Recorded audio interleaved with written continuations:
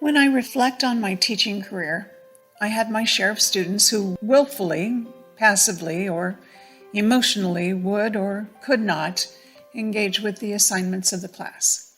Some of those moments proved very interesting for both me and my student.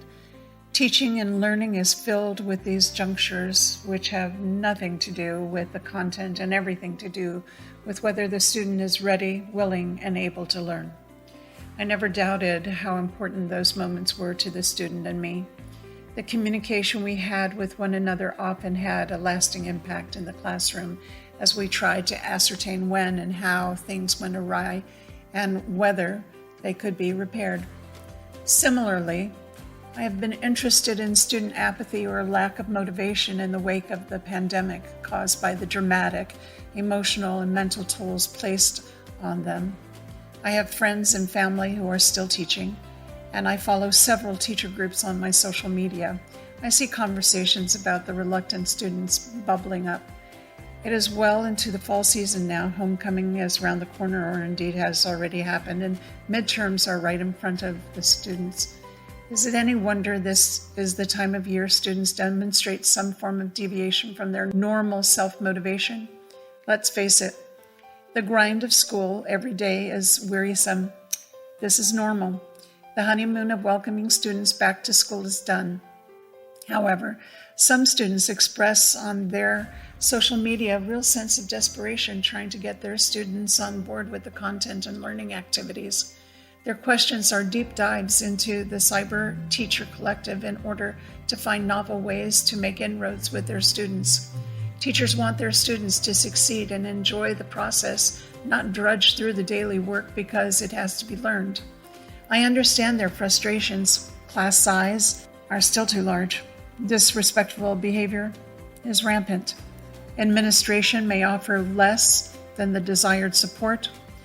Parents are a challenge, and time is in short supply. On a good day in my teaching career, when I had a moment with a student who was struggling, I quieted myself and sat with the student. My other approach was to give him or her a pass to the bathroom for a brief change of scenery. The direction I chose depended on my relationship with the student, how well I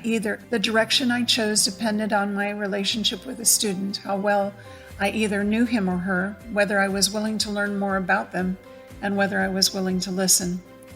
The qualifying factor was whether I was willing to invest the time this might take for the student.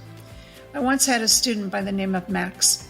He was a student I'll always remember. Max was a student talented beyond his peers. On a regular basis, he chose to sabotage his efforts in class.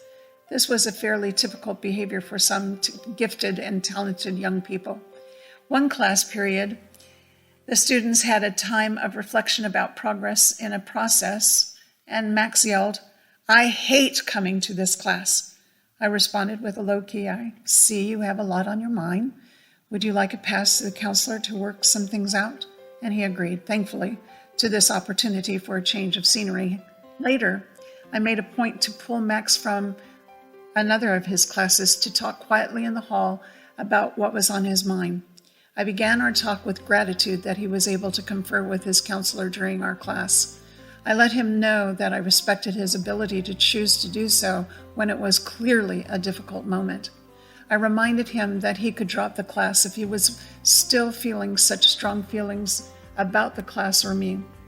But I encouraged him to make it to the end of the semester, when he could easily shift to another class without losing credit. I recognized his abilities as an artist and knew he felt restricted by what he felt were the basics. I let him know I understood how he felt, and I'd support his decision either way. I think Max was surprised I took time to pull him from a class to talk earnestly about the situation. I let him know that I would do that for any of my students because I cared about them as people. My concern and consideration for my students were always my first priority before teaching. I think about Max a lot. Teachers usually enter the teaching profession because they have deep care and concern for their students' welfare and success. Learning how to express that care in meaningful ways includes creating relationships with each student, really getting to know them. modeling respectful behaviors, attitudes, and language, and exercising trust in your students' abilities and decision-making capacities. In the 39 years I spent in the classroom, I learned quite imperfectly how to do this. I apologized to students along the way. I had many mentors. A teacher of SPED students who taught me to practice a few kind, respectful statements with students having difficulties until they were automatic responses. A colleague who taught me all students were geniuses capable of inventing tools and meaningful adaptations for artistic processes. A dean of students who taught me the power of applying grace, the application of mercy and forgiveness. And my students who taught me every day who they were and who they wanted to become.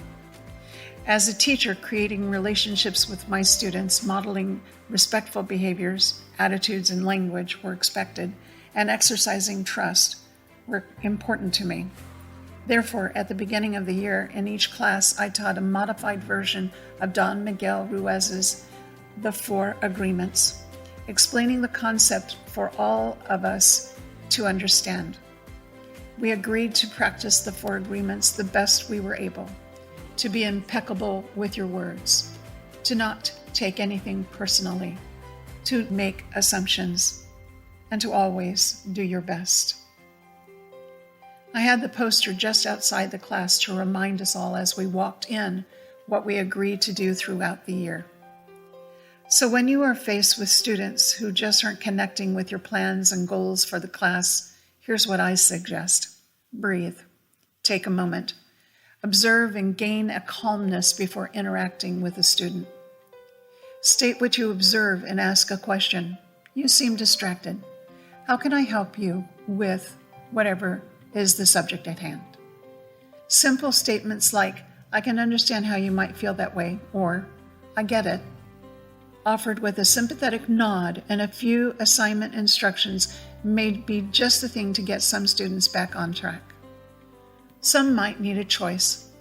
You can work with developing captions for the set of football photos with Jose, or you may choose to complete 3-page spread layout designs for homecoming. Thank you for getting on that. I know it's tough when you're not 100%. I appreciate it. Sometimes this may produce an emotional response that may require a pass to the counselor or to the nurse. Or this could become a hostile back and forth. Don't engage. Get these students the help they need ASAP. The classroom is not the right place for them at that moment in time. Keep your personal response as neutral as possible. My son-in-law, who is studying for his master's degree in education administration, and I chatted about student motivation, apathy, and rebellion this past weekend. I appreciated his words. It is funny how kids have been rebelling at school since the moment all kids had to go to school.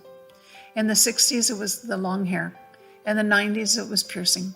Some schools have more damaged kids and some have less damaged kids. Both sets deserve great teachers.